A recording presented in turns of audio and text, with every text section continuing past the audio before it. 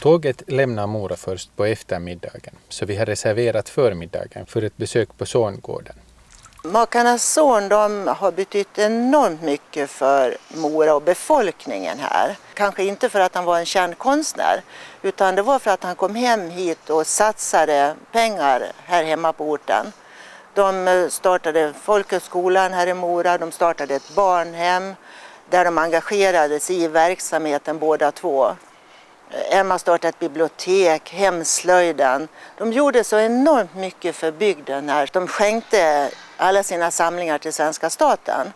Och tack vare det så har vi ju allt det här kvar efter dem. Det är ju det som är det mest fantastiska, att vi kan njuta av allt det de gjorde även idag.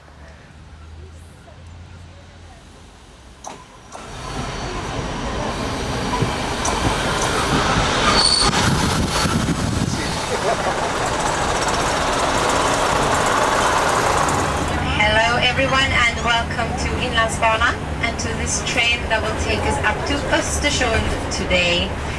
My name is Turid and I will be your hostess on this trip.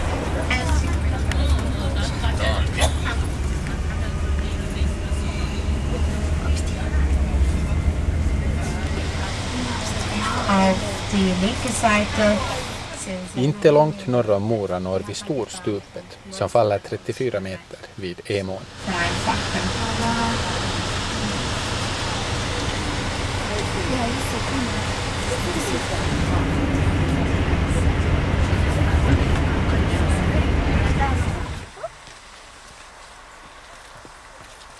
Lite senare blir det en vandring rakt ut i skogen. Efter en stund kommer vi till Björnidet, en gammal myrstack som en björnhona en gång renoverade om till ett ide. Säkert att den lever, 20-30 år gamla. Sevärdheterna längs med Inlandsbanan är tillgängliga i alla väder. Men det gäller att ha förberett sig med de rätta kläderna och skorna.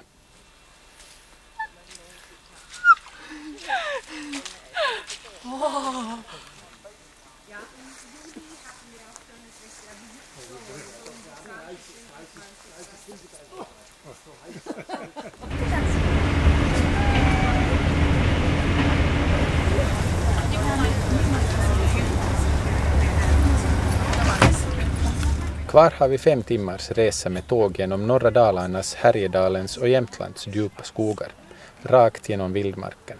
5 timmar som känns snabbare än de låter.